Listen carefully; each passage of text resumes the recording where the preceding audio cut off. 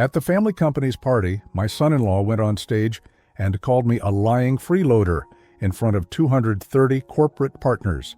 I said nothing, just climbed on stage, snatched the microphone from his hand, and signaled my assistant to play a video. He begged me to stop, subscribe to the channel for more stories like this, and comment the city you're watching from. I never thought my own daughter would stand by and watch as her husband destroyed me in front of 230 people who had trusted me for decades. The grand ballroom at the Marriott downtown was decorated exactly how Ellen had wanted it. Crystal chandeliers casting warm light over round tables draped in navy blue linens. The company logo displayed proudly on every surface. Hartwell Industries' annual corporate gathering had always been my pride and joy, a chance to thank the partners who had helped build what I'd started from nothing 42 years ago in my garage. I stood near the dessert table watching Ellen move gracefully between the tables in her emerald green dress, the one that reminded me so much of her mother. At 35, she had Sarah's same elegant way of making everyone feel welcome. My chest tightened with that familiar ache. Sarah had been gone for 8 years now, and I still caught myself looking for her face in crowds like this. "Dad, Tyler wants to say something to the group," Ellen said, appearing at my elbow with that bright smile I'd been seeing less and less of lately. Tyler, my son-in-law of 3 years, with his perfectly styled brown hair and designer suits that cost more than most people's monthly salary. He'd swept Ellen off her feet during her divorce proceedings from her first husband, appearing like a knight in shining armor when she was vulnerable and hurt. I'd had my reservations then, but Ellen seemed happy, and after losing Sarah, her happiness was all that mattered to me. "What kind of something?" I asked, setting down my coffee cup. "Just a thank you speech," Ellen said, but something flickered in her eyes, uncertainty, maybe even fear. "You know how grateful he is for everything you've done for us, everything I'd done, like giving him a 6-figure position as vice president of operations despite his thin resume. Like welcoming him into our family business that my grandfather had started and I'd built into a multi-million-dollar enterprise. Like treating him like the son I'd never had because I thought it would make Ellen happy." The microphone squealed with feedback as Tyler tapped it, standing behind the podium on the small stage we'd set up. He looked confident, commanding even, as he smiled out at the crowd of investors, partners, and longtime employees. "Good evening, everyone," Tyler's voice boomed through the sound system. "I hope you're all enjoying this wonderful celebration." Polite applause rippled through the room. I noticed how Tyler's eyes found mine and held them, and something cold settled in my stomach. "I wanted to take a moment to talk about leadership," Tyler continued, his voice taking on a more serious tone, "about the importance of honesty and integrity in business." The room grew quieter. This wasn't the thank you speech Ellen had mentioned. "You see, we've all put our trust in Timothy Hartwell for many years. We've believed in his vision, invested in his promises." Tyler paused, letting the words hang in the air. "But I think it's time we discussed some uncomfortable truths about the man who's been taking advantage of your loyalty." My blood turned to ice. Around the room, I could see faces turning toward me, some confused, others concerned. Ellen stood frozen beside me, her face pale as alabaster. "Tyler," I started to say, but he was already continuing. "For the past year, I've discovered financial irregularities, missed payments to suppliers, and a pattern of deception that I can no longer ignore in good conscience." Tyler's voice grew stronger, more confident. "Timothy Hartwell is not the man you think he is. He's a liar and an opportunist who's been using this company as his personal piggy bank, while you all trusted him with your investments." The silence in the room was deafening. 230 people staring at me, waiting for my response. My hands began to shake, not from fear, but from a rage so pure it threatened to consume me.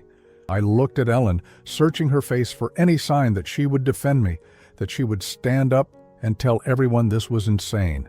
Instead, she took a small step away from me, her eyes downcast, her silence cutting deeper than any words could have. That's when I understood. This wasn't just Tyler's idea. Ellen knew. Maybe she even helped plan it. Tyler was still talking, his voice rising with righteous indignation. "I've spent months documenting his failures, his lies, his complete disregard for the fiduciary responsibility he owes to each and every one of you. And I couldn't stand by any longer and watch him destroy what so many of you have worked to build. The betrayal hit me like a physical blow, not just from Tyler, I'd never fully trusted him anyway, but from Ellen, my only child, the little girl who used to fall asleep in my lap while I worked late in my home office, who'd helped me plant Sarah's memorial garden, who'd promised me at her mother's funeral that we'd always have each other. She was letting her husband destroy me in front of everyone who mattered in my professional life, and she couldn't even look at me. I felt every one of my 60 years in that moment, the weight of decades of 12-hour days, missed family dinners while building this company, the sacrifices I'd made after Sarah died to keep everything together for Ellen's sake. And this was my reward. I know this is difficult to hear, Tyler was saying, his tone now filled with false sympathy. But I believe Timothy needs to step down before he causes any more damage to this company and to all of you who've placed your faith in him. The murmurs in the crowd were growing louder. I could hear fragments of conversations, people questioning everything they thought they knew about me. 42 years of building trust and reputation, destroyed in a matter of minutes. But as I stood there, feeling the sting of ultimate betrayal, something else began to build inside me. Something cold and calculating. Tyler thought he was clever, thought he'd orchestrated the perfect coup. Ellen thought she could let him destroy me and walk away clean. They had no idea what they'd just unleashed. I straightened my shoulders and began walking toward the stage, my footsteps echoing in the suddenly silent ballroom. Tyler's confident smile faltered as he saw me approaching. "Mr. Hartwell," he said into the microphone, his voice slightly strained. "Would you like to address these concerns?" I climbed the steps to the stage slowly, deliberately, letting the tension build. When I reached Tyler, I held out my hand for the microphone. He hesitated for just a moment before handing it over, probably thinking he'd already done his damage. I looked out at the sea of faces, these people who'd known me for decades, who'd watched me build this company from nothing, who'd trusted me with their investments and their careers. Then I raised my hand and gestured toward my assistant, Marcus, who was standing near the back of the room with a laptop and projector remote. "Marcus," I said into the microphone, my voice steady and clear, "play the video." I saw Tyler's face go white. His mouth opened as if to speak, but no words came out. The lights dimmed, and the large screen behind us flickered to life. And Tyler's voice filled the room, but not the righteous, confident voice he'd been using moments before. This was Tyler in my home office 6 months ago, speaking to someone on his phone, unaware that I'd installed security cameras after some expensive items went missing. "The old man's completely clueless," Tyler's recorded voice said clearly. "Ellen's got him wrapped around her finger, and I've got Ellen wrapped around mine." The silence in the ballroom was complete now, broken only by Tyler's voice from the speakers. "Trust me, baby, this whole thing is going to be easier than we thought. Another year, maybe 2, and we'll have everything. The company, the house, all of it. And the best part is, he'll never see it coming because he's so desperate to make his precious daughter happy." I glanced at Tyler beside me. He was staring at the screen in horror, his face drained of all color. But this was just the beginning. The video continued playing, and I watched Ellen's face in my peripheral vision as her world began to crumble. Her husband's voice filled the ballroom, casual and cruel, discussing their marriage like a business transaction. "She actually thinks I love her," Tyler's recorded voice laughed. "Poor Ellen. She's so desperate for someone to choose her over her daddy's company that she can't see what's right in front of her face." Ellen's sharp intake of breath was audible even over the sound system. I saw her hand fly to her mouth, her eyes wide with shock and hurt. For a moment, I almost felt sorry for her. Almost. "The divorce will be easy," Tyler continued on the recording. "Irreconcilable differences. By then, I'll have transferred enough assets to make it worth my while. The old man's health isn't great anyway. All that stress from losing his wife, working those crazy hours. A heart attack wouldn't surprise anyone." A collective gasp rose from the audience. Several people turned to look at me with concern, then back at the screen where their trusted vice president was essentially discussing my death like a business opportunity. But Tyler on the screen wasn't finished. Ellen doesn't understand business anyway. She'll be grateful to let me handle everything after he's gone. And if she's not, there was a pause and then that chilling laugh again. Well, let's just say grief makes people do unpredictable things. Mental health issues run in families, don't they?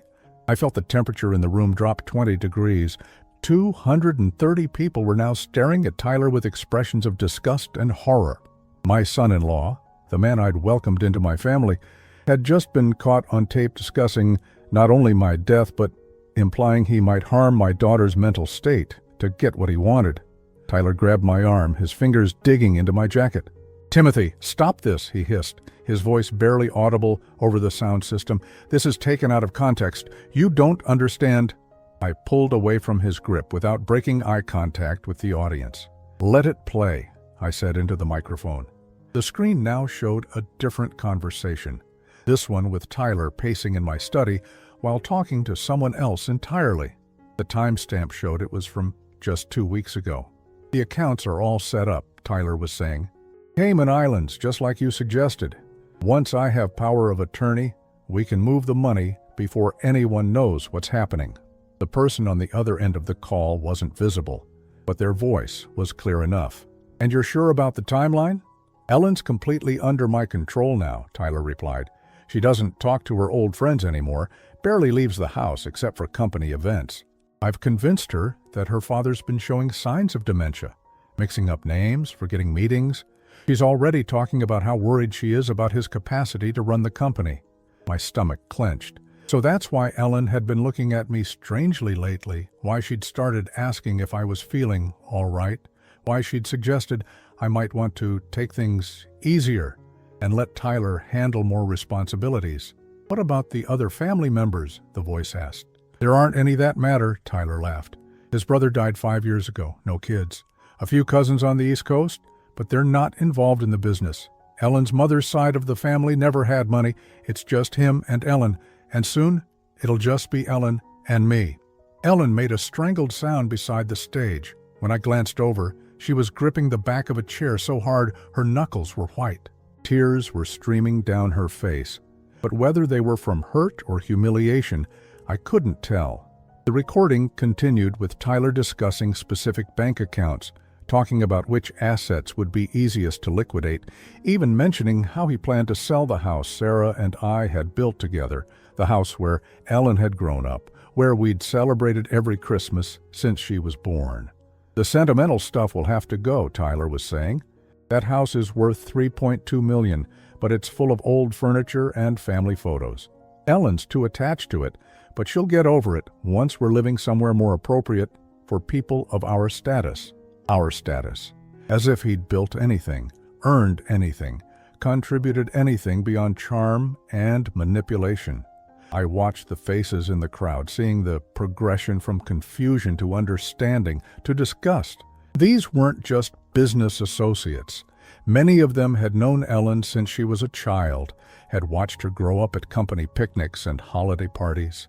They'd seen how devastated she was after her first marriage ended, how protective I'd been when Tyler came into her life.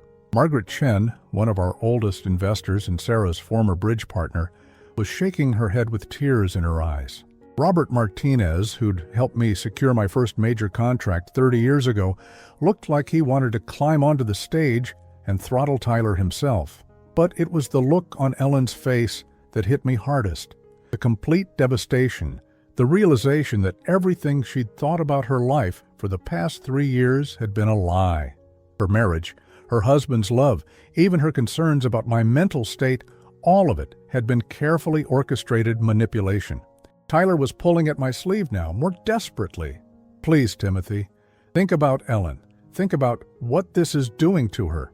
I turned to face him fully, letting everyone in the room see his panic, his desperation.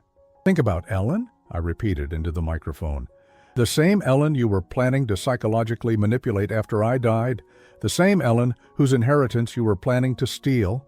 "It's not like that," Tyler said, but his voice was shaking.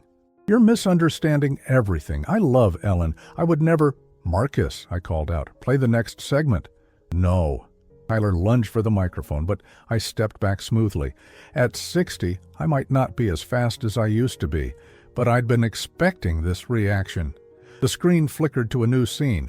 Tyler in his car, apparently on a hands-free call. Recorded by the dash cam he didn't know I'd had installed in the company vehicle he drove. "She's getting suspicious," Tyler's voice said. "Ellen asked me yesterday why I've been working so late, why I don't want to have kids right away anymore." "Handle it," came the response. "You've come too far to let her ruin this now." "I know," Tyler replied, "but she's not as stupid as I thought she was. Yesterday she mentioned wanting to have dinner with some of her old college friends, the ones I told her were bad influences. And this morning she asked to see some of the financial reports I've been handling for her father." There was a pause, then Tyler continued. "I might need to accelerate the timeline. There are ways to make someone look unstable, especially someone who's already lost a parent, grief, depression, maybe some medication that affects judgment." The room erupted, not in applause or gasps, but in actual angry voices. People were standing up, pointing at Tyler, calling him names I hadn't heard in polite company for decades. Ellen collapsed into the nearest chair, her whole body shaking with sobs. And Tyler? Tyler looked like a cornered animal, his eyes darting around the room as if searching for an escape route. But I wasn't done yet, not even close. The room was in chaos now, but I raised my hand for silence. The weight of what I was about to reveal would make Tyler's personal betrayal look like a minor deception. I had been building this case for months, documenting every move he made, every phone call, every suspicious transaction. "Ladies and gentlemen," I said into the microphone, my voice cutting through the angry murmurs, "what you've heard so far is just the beginning. Tyler hasn't just been planning to steal from my family, he's been stealing from all of you." Tyler's face went from pale to ashen. He knew what was coming next. "Marcus, show them the Pinnacle Industries files." The screen changed to display email exchanges, and I watched as recognition dawned on several faces in the crowd. Pinnacle Industries, our biggest competitor for the past 15 years, the company that had somehow been underbidding us on major contracts for the past 18 months. Tyler's voice came through the speakers again, but this time he was talking to someone from Pinnacle. The timestamp showed the conversation had taken place just 6 weeks ago. "The Morrison account is worth $12 million over 3 years, Tyler was saying. "They're planning to bid 11.2. If you come in at 10.8, it's yours." A collective intake of breath filled the room. The Morrison account, one of our most prestigious clients, a contract I'd spent 8 months negotiating, working 16-hour days to put together a proposal that would benefit both companies while maintaining our profit margins. "And the Cincinnati project?" the Pinnacle voice asked. "Hartwell's budgeting $14.5 million for infrastructure costs alone," Tyler replied casually. "He's planning to propose 18.7 total. Come in at 17 even, and you'll still make a killing." I heard someone behind me curse loudly. That was Jim Patterson, our head of operations, who'd worked on the Cincinnati proposal for 3 months. He'd trusted Tyler with the preliminary numbers, never suspecting they'd be sold to our competition. But the screen was already showing the next exchange, this one from 3 months ago. Tyler was in the Pinnacle Industries office. I could see their logo on the conference room wall behind him through what appeared to be a security camera recording. The beauty of this arrangement, Tyler was telling a room full of Pinnacle executives, is that Hartwell has no idea. He thinks I'm loyal, thinks I'm looking out for his daughter's future. Meanwhile, you're getting inside information on every major bid, every strategic decision, every client concern. One of the Pinnacle executives, a woman with short gray hair, leaned forward. "And what's your long-term goal here, Tyler? This can't continue indefinitely." Tyler smiled. That same charming smile he'd used to win over Ellen to convince me to trust him with company secrets. "Simple. Within 2 years, Hartwell Industries will be struggling to compete. Clients will start jumping ship, profits will decline. The old man's health isn't great, and the stress will get to him. Ellen will be desperate to sell, and Pinnacle will be there with a generous offer." "Generous?" another executive asked, laughing. "Generous enough that Ellen feels grateful," Tyler corrected. "Maybe 40 cents on the dollar. She doesn't understand business valuations anyway, and by then she'll trust me to handle all the negotiations. The room around me had gone completely silent. 230 people processing the fact that my son-in-law hadn't just been planning to steal from me personally. He'd been systematically destroying the company that many of them had invested their life savings in. Ellen was sobbing openly now, her whole body shaking, but I couldn't comfort her yet. There was more she needed to see, more they all needed to see. Show them the client files, Marcus. The screen filled with a spreadsheet, names, phone numbers, and what appeared to be confidential information about every major client we'd worked with in the past 2 years. This is a database Tyler created, I explained to the room, my voice steady despite the rage building inside me. Notice the column labeled Weaknesses. These are notes about our clients' financial struggles, personal problems, anything that might make them vulnerable to pressure from competitors. I watched faces in the crowd turn from angry to horrified as they recognized names on the list. These weren't just business contacts, many of them were people in this very room. The recording resumed with Tyler on a phone call, apparently reading from this same spreadsheet. Sarah Kim's company is overextended on 3 major projects, Tyler was saying. Her line of credit is maxed out, and she's already had to lay off 12 employees this quarter. If you approach her with a slightly better rate than Hartwell's offering, she'll jump ship immediately. Sarah Kim was sitting at table 7. I'd known her for 8 years, had been to her daughter's wedding, had helped her navigate some difficult financial periods by extending payment terms and reducing our fees. She was staring at the screen with tears running down her face, betrayed not just by Tyler's business espionage, but by his callous assessment of her struggles. David Chen is having marital problems, Tyler continued in the recording. His wife found out about the affair with his secretary, and the divorce is going to be expensive. He's desperate to reduce overhead. Pinnacle could offer to take over his current contracts at a 20% discount, and he'd probably agree just to free up cash flow. David Chen stood up abruptly and walked toward the stage, his face red with fury. I thought he might actually climb up and attack Tyler, but instead he stopped at the edge of the platform and pointed a shaking finger at my son-in-law. "You son of a bitch," David said, his voice carrying clearly through the ballroom. "I trusted you. When I was going through the worst period of my life, you sat in my office and offered to help. You said you understood what it was like to struggle with family problems." Tyler tried to speak, but David wasn't finished. "You used my pain to steal my business," David continued, his voice breaking. "You turned my personal hell into profit for our competitors."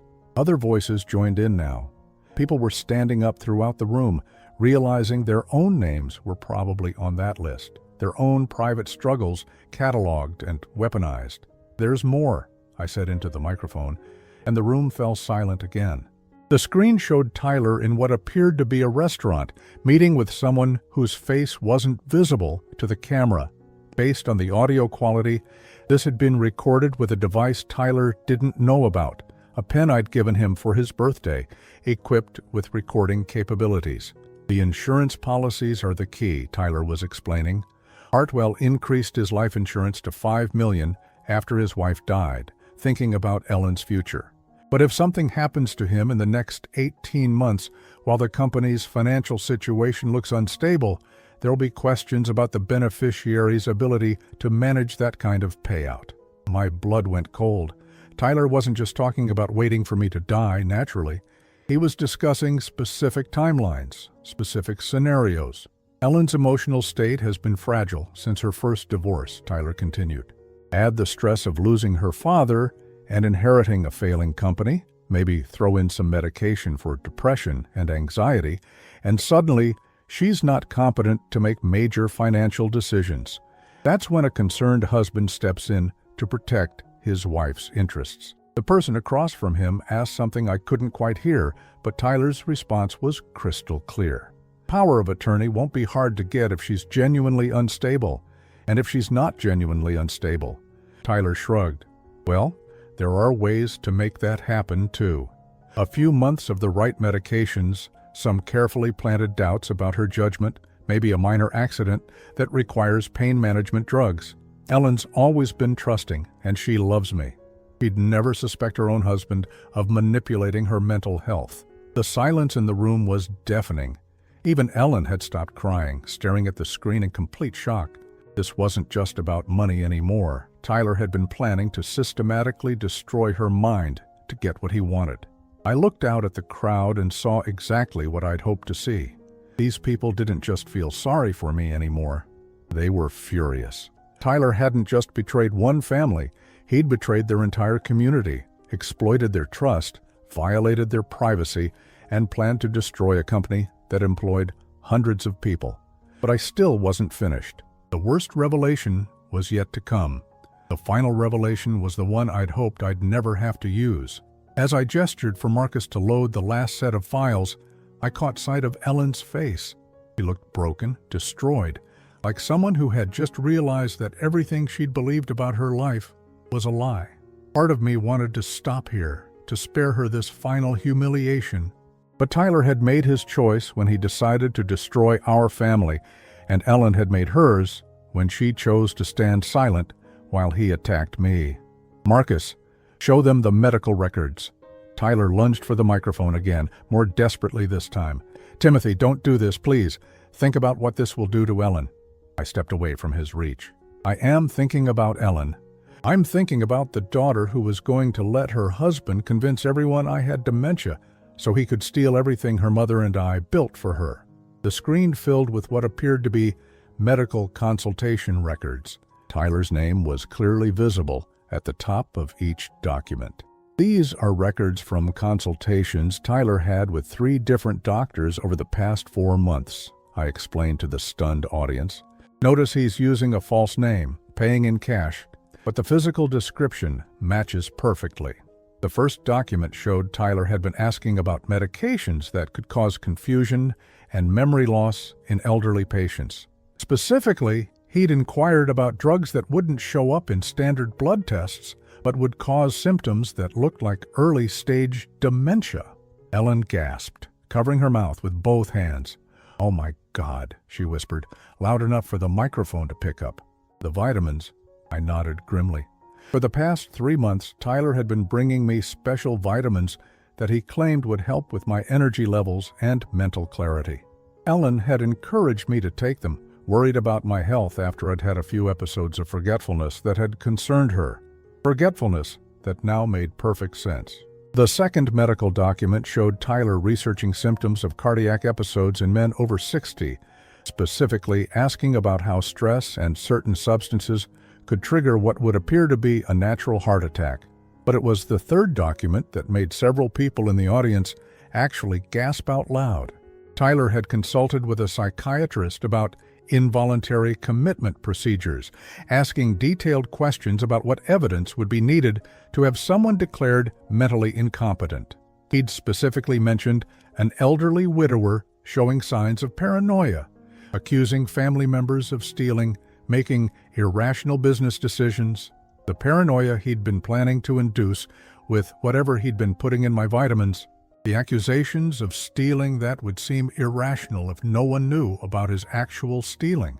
The business decisions that would appear unwise because he'd been sabotaging our competitive position for months. Tyler had orchestrated everything: my declining mental state, Ellen's growing concern about my capacity, even his own positioning as the worried son-in-law trying to protect his wife from her father's deteriorating condition.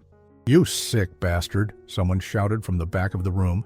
Others joined in with their own condemnations, their voices rising in a chorus of disgust and rage. But I held up my hand for silence one more time. There was still one final piece of evidence, the one that would show Tyler's true nature once and for all. "This last recording was made just 2 days ago," I said, my voice deadly quiet. Tyler didn't know I was in my study when he took this call. The screen showed Tyler in my home office, sitting in the chair that had been Sarah's favorite reading spot, his feet up on the desk where I'd built my company from nothing. "The old man's getting suspicious," Tyler was saying to someone on the phone. "Yesterday, he asked me about some client calls I'd made, wanted to know why I'd been contacting companies we don't normally work with." The voice on the other end was clearer this time.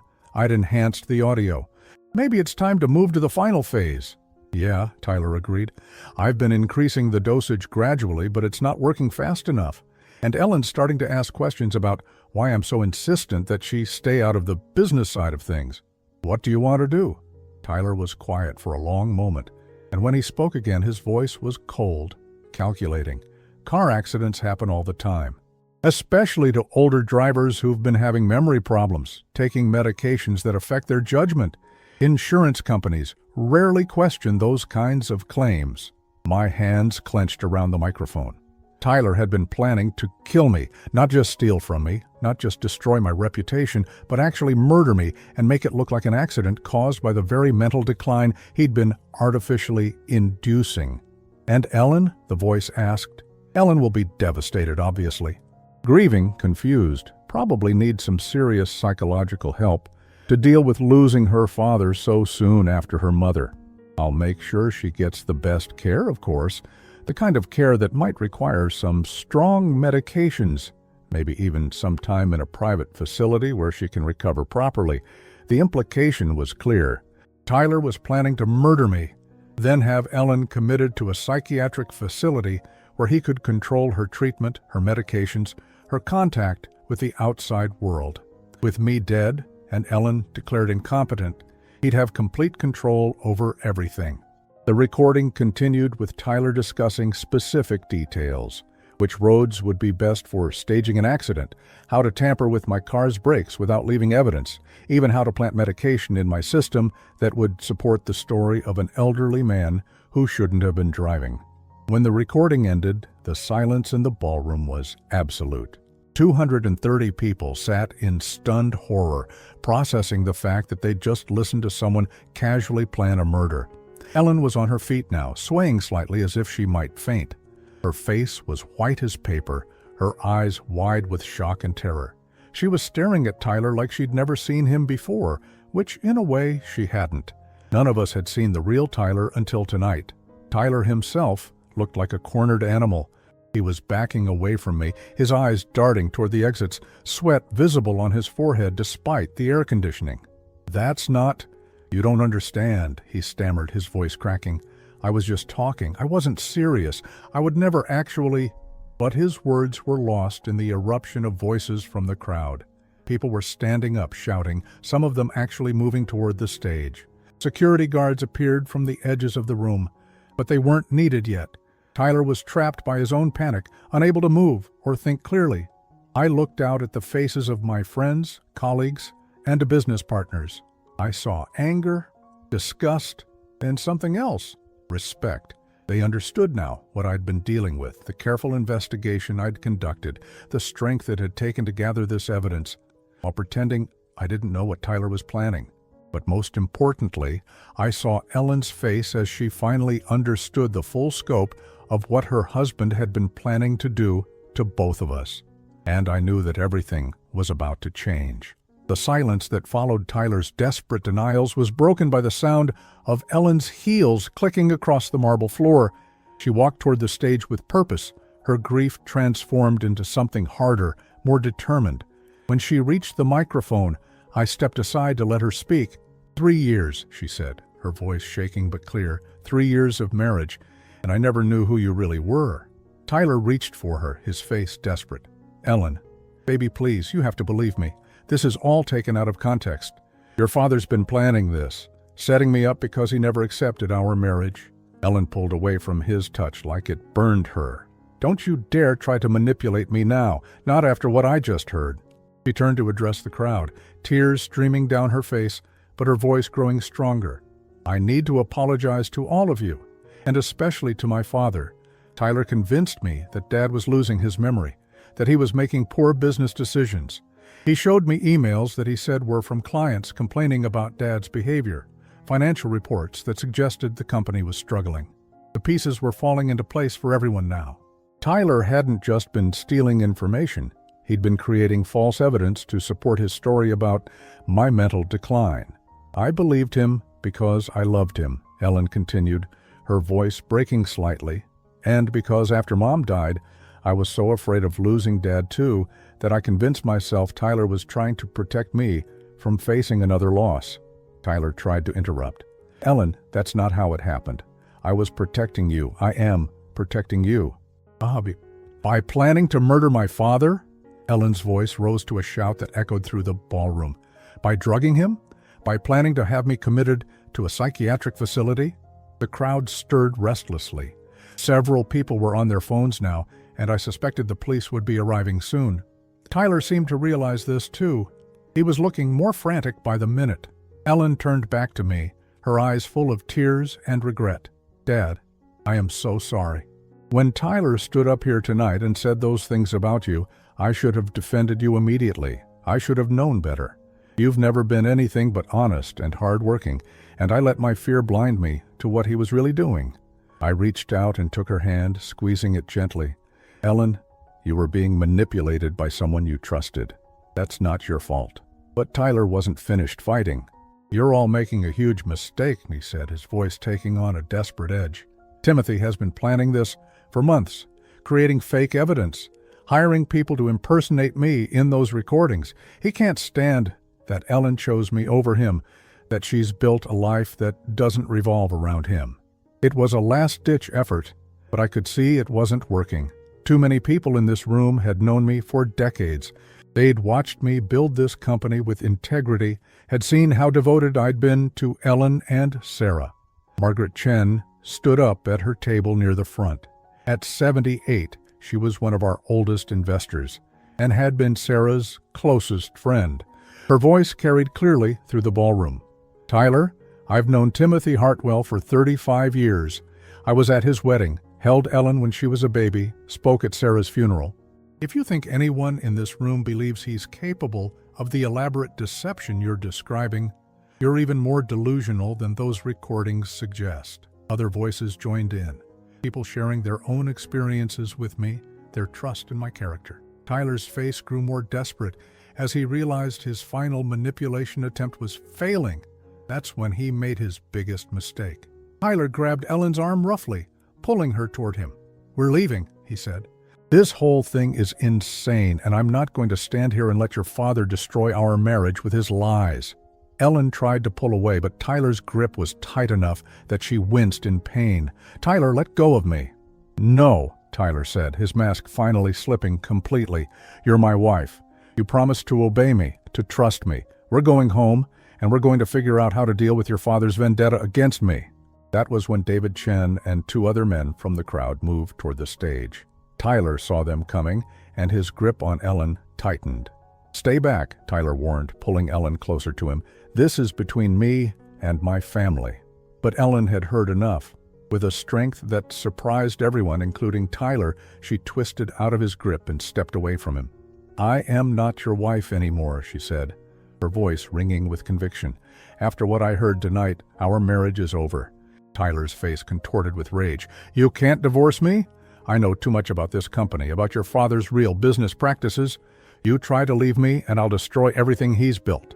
It was the final confirmation of what everyone in the room already knew. Tyler had never loved Ellen. She had been nothing more than a means to an end, a way to access what he really wanted.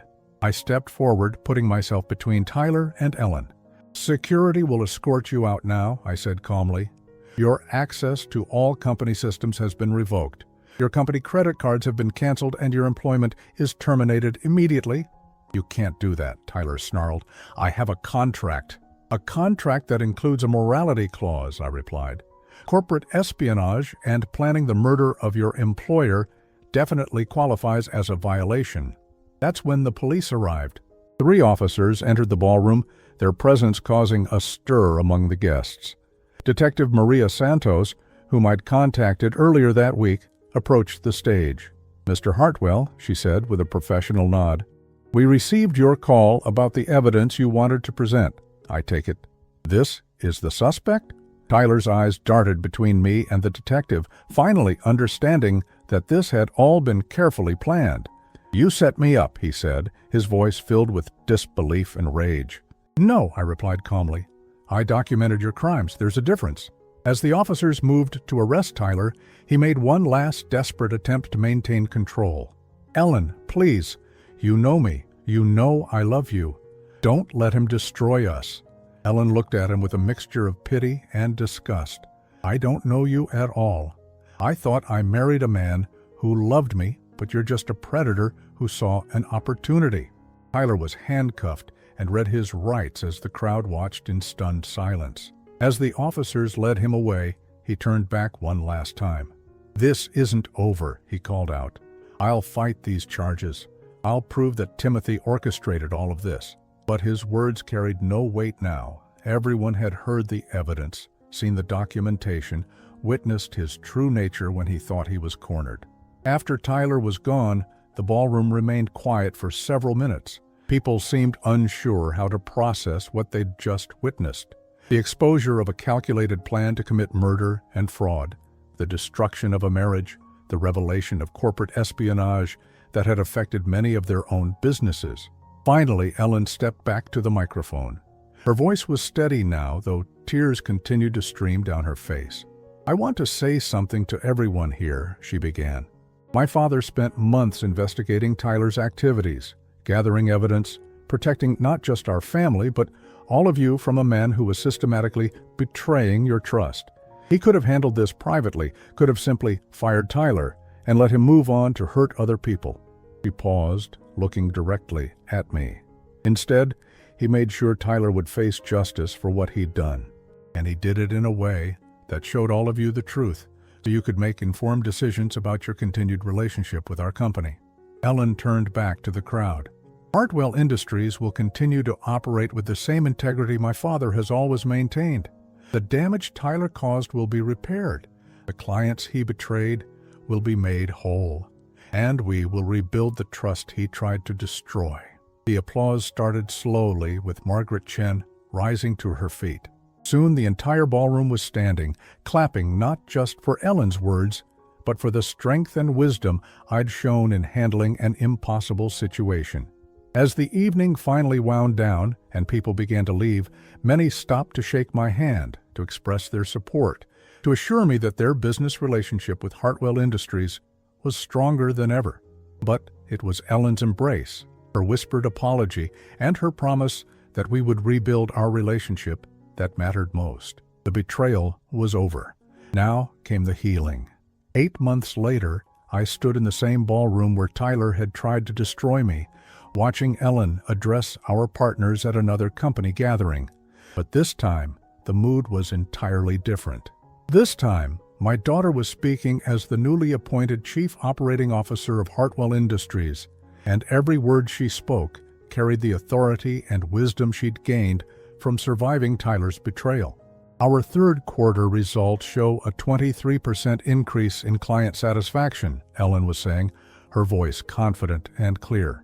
We've not only recovered the accounts that were compromised by corporate espionage, but we've gained 17 new major contracts based on our commitment to transparency and integrity. I sat at the head table, watching her with pride that felt almost overwhelming. This was the daughter I'd always known was there, beneath the uncertainty and manipulation Tyler had fostered. Strong, intelligent, capable of leading this company into the future. The legal proceedings had wrapped up 2 months ago. Tyler had initially tried to fight the charges, claiming entrapment and fabricated evidence. But the recordings were authentic, the medical consultations were documented, and the financial evidence of his corporate espionage was undeniable. He'd ultimately accepted a plea deal that would keep him in prison for 12 years, with no possibility of early parole. Ellen's divorce had been finalized quickly, with Tyler having no grounds to contest it given his criminal convictions.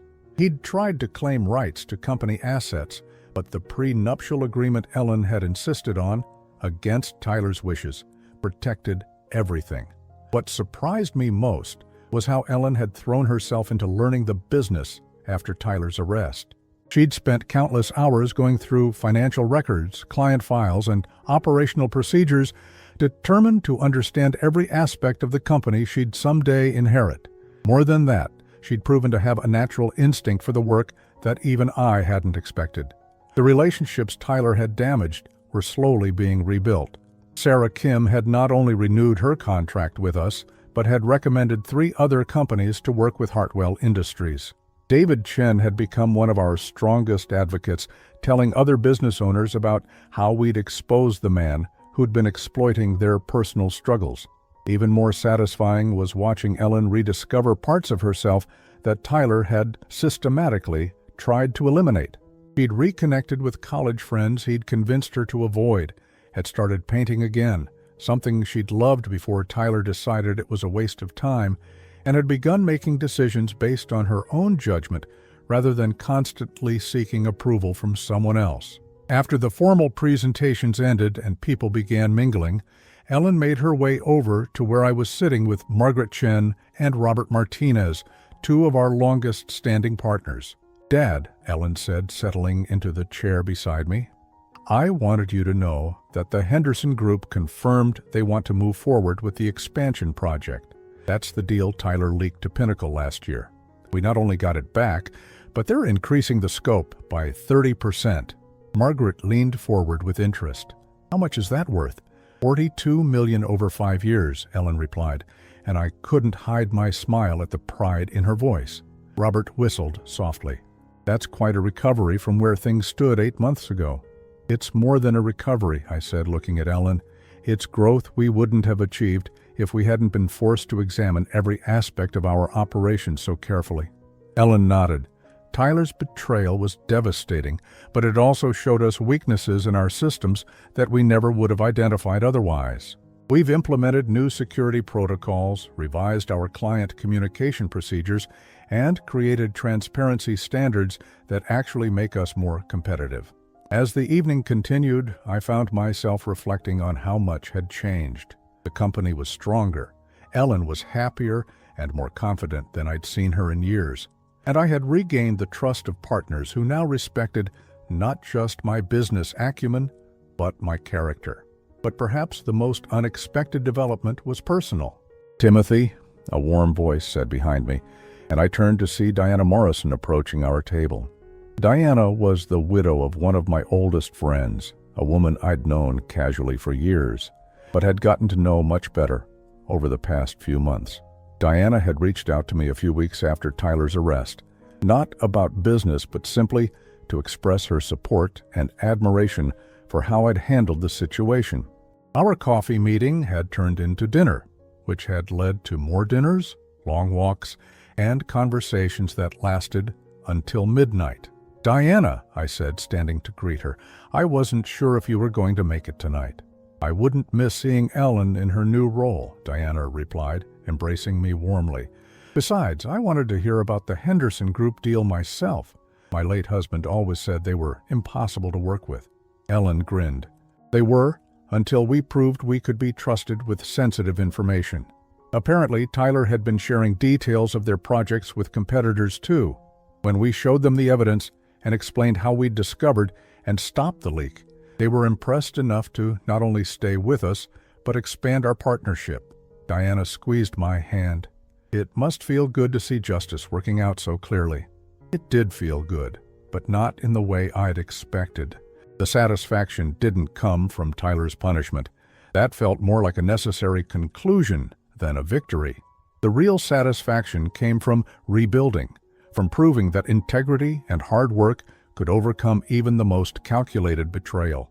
As the evening wound down, Ellen and I found ourselves alone on the hotel's terrace, looking out over the city lights. "Dad," Ellen said quietly, "I need to say something, and I need you to really hear me." I turned to face her, seeing something serious in her expression. "I failed you," she continued, "not just the night Tyler attacked you publicly, but for years before that. I let him isolate me from you, convince me that your concern for my happiness was actually controlling behavior. I let him make me doubt your judgment, your integrity, even your mental capacity." I started to speak, but she held up her hand. "Please, let me finish. You spent months gathering evidence to protect not just yourself, but me, the company, and everyone who trusted us. You could have exposed Tyler privately and avoided the public humiliation, but you chose to do it in a way that would educate and protect other people." Ellen's voice grew stronger. "You showed more courage and wisdom in handling Tyler's betrayal than I showed in 3 years of marriage to him, and I need you to know that I understand that now. I reached over and took her hand. Ellen, you were being manipulated by someone you loved and trusted. Tyler was skilled at finding people's vulnerabilities and exploiting them. The fact that you were able to recognize the truth when it was presented and make the right choices afterward, that's what matters. I want to be worthy of this company, Ellen said, not just as your heir, but as someone who's earned the right to lead it. You already are, I told her, meaning every word. These past 8 months have shown me that you have the intelligence, integrity, and strength to not just maintain what we've built, but to take it further than I ever imagined. We stood there in comfortable silence for a while, watching the city below us. Finally, Ellen spoke again. Are you happy, Dad? Really happy? Because you deserve to be. I thought about the question seriously. 8 months ago, I'd been planning for what I thought would be a lonely retirement, gradually handing over a company to a daughter who seemed distant and a son-in-law I never fully trusted. Now I had Ellen back, not just as my daughter, but as a true partner in the business. I had friends who respected me, a company that was thriving, and Diana, who made me remember what it felt like to look forward to tomorrow. Yes, I said finally. For the first time since your mother died, I'm genuinely happy. Ellen smiled, and in that moment she looked so much like Sarah that my heart ached with love and gratitude. Good, Ellen said, because you've got at least 20 more years of arguing with me about business decisions ahead of you. I laughed, pulling her into a hug. I'm looking forward to it. As we walked back inside together, I realized that Tyler's betrayal, devastating as it had been, had given us something unexpected, the chance to rebuild our relationship on a foundation of truth, respect, and shared purpose. The company would continue to grow under Ellen's leadership. The partnerships Tyler had tried to destroy were stronger than ever, and I had learned that sometimes the most painful experiences can lead to the most meaningful transformations. At 60 years old, I was beginning again, and this time, I wasn't facing the future alone.